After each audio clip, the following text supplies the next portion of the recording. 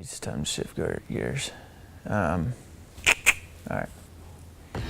So after all the fun at the flat track up at Sturgis, it was time to shift gears and finish out the season. We went to another sprint enduro. It went really well. I won it, and then it was time for Motocross Nations. And Motocross Nations was everything I thought it would be and more. It was crazy, the energy at that race and the fans. I mean, people there were just so unbelievably stoked that we had Motocross Nations in America again, and it was at Redbud. Apparently this is team introductions, and we're going to jump in the back of a truck and go get air horns blown at us.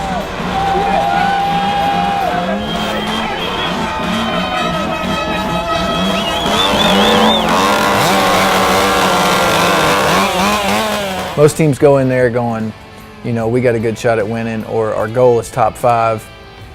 I think everybody else set our goals for us. You know, a lot of people said, well, they won't even qualify for the A main. They might win. You know, they were all over the place, what people were saying we could do. Kevin, of course, is straight off the couch, 5 years on the couch, so his expectations were pretty low. You know, he's like, maybe I can get a whole shot and run up front for a lap. That'd be, you know, that'd make the weekend for me. We didn't qualify for the A main out of the qualifiers on Saturday. And Kevin's like, I don't want to qualify for the A main. I can't do, you know, 3 30-minute motos. We made it. We won the B final somehow. So now we get to race the most laps of anybody and 2 more 30 minutes. It'll be fun. In the worst shape of anybody. But anyway, go Puerto Rico, man. We're so excited to win something. And I'm over there going, guys, you gotta try. Like, we have to put everything we got into it. I really want to be in these A main motos, and Travis was all for it. He's all for it at all times. He wanted to race. He was falling apart. You know, his body was not wanting to cooperate, but he was down to go racing and try to do well. It was just funny that we had so many people around our, you know, that was part of our crew. That Ricky Johnson, you know, is our team manager guy. We're talking about our strategy and that, and it finally just came down to just go do the best you can. You know, all the cheers we were hearing around the track, every corner and every jump and every straightaway had their own cheering section. The other really cool thing about Motocross Nations was having Stryker there. When I found out that I was going to do it and be part of the team, he was one of the first calls I made. I wanted to get the old dream team back together. When he worked for me 3 years ago, we had, you know, probably one of my best seasons. I had a bunch of good finishes in GNCC, and I won the ISDE, and we just had a really good time working together again. I had my dad there. He was, you know, the other mechanic, and went to the line with me and everything. And that my whole family was there, wife and all the kids and my mom, and it was super cool. Turned out to be a really good experience.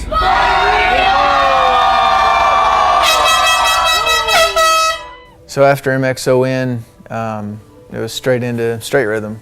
So for this year, they said it's 2 strokes only, no 4 strokes allowed, which I rode a 2-stroke last year, so, you know, it was no change for me, but this time everybody had to be on 2 strokes. It was fun. I don't have a 2-stroke here, a 2-stroke 250 to practice on, so it was a little bit tricky to, you know, I practiced on my 350 4-stroke and then on my off-road suspension, and I go out there, get on a 250 2-stroke on Supercross suspension, so, and it kind of showed in the results. I was still having a good time. I just never got fully comfortable. Track was a little bit tighter this year, and I just made mistakes. At that race, you have to be so precise. If you're 6 inches short or long, you can hurt what the next obstacle might be. So you have a double, triple, and it takes everything you got to make the triple. If you're a little bit short or long on the double, you're not making the triple. And it's basically what happened to me. I got out there, and my practice times were okay, and I got in the race, and the first time I clipped at one of the tables, the on-offs, and I lost about a bike length and never was able to make it back up. So the next run against the same guy, I had to win this one or it was over, and I was leading, and I went a little long on a jump on a double, and I wasn't able to jump the next one. Almost came back at the end. I hit the whoops wide open. I never let off coming into them, and I got it down to about 2 feet that I ended up losing by. So that was tough, but pretty bummed because that was a super fun event and I want to do well at it. I want to be able to win it one day or you know, at least be in the finals. And wasn't meant to be this year, but hopefully they'll invite me back and I can do it again next year. So after Ironman GNCC, another quick turnaround. We left about 6 days later and went to 6 days in Chile. You know, that's one of my favorite races of the year. I love the format and racing with all the you know, international guys, the best off-road riders in the world. You know, if MXoN is the Olympics of motocross, then ISDE is the Olympics of off-road. So it's really fun, and leading up to it, you know, I got to practice it a little bit, some grass track stuff, and riding the 250. I rode 250 down there, which I don't ride all year. I rode 350 all year, so that took a little bit of getting used to. But day one went really well. I won one test. I was top 3 in most of them, and I was 4th after day one, not far off the lead. Or the outright lead, and the team, as a team, we were winning. We were ahead of everybody. So it was going pretty well.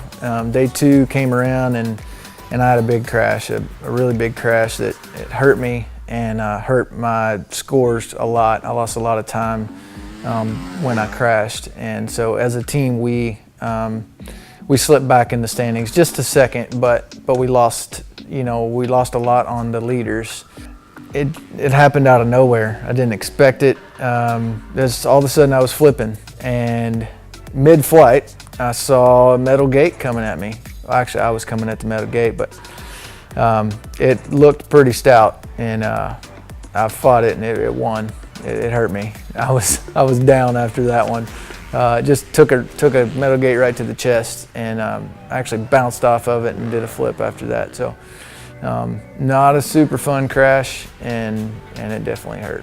From there on, I finished. You know, I didn't quit, but I was just hurting. I was taking medicine to keep the pain down, but at the same time I was just weak because of my injury, and it was tough for me to go through 4 more days left of me not being able to ride as well as I wanted to. You know, I knew what I wanted to do, but I just couldn't do it. For me, it was cool to, even though I had a rough week and all that, to get second, you know, was better than not getting second, you know. So I was happy with, or pretty proud of that we, you know, my teammates were awesome. They rode good all week. They all had their troubles too, and they stayed strong, and it's just an honor for me to race for America on the ISDE team. I think it's really cool.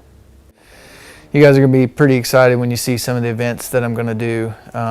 Definitely going to change it up a little bit as far as the kind of events that we do and the number of them. So I'm really excited. When the time's right, I'll let you know about it.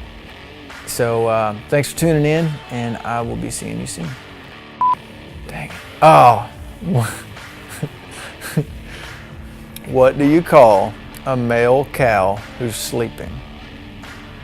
A bulldozer.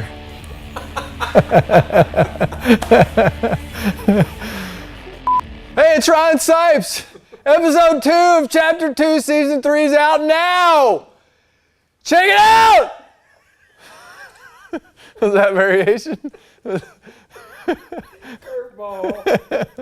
I'll do a regular one. Hang on. Oh, yeah.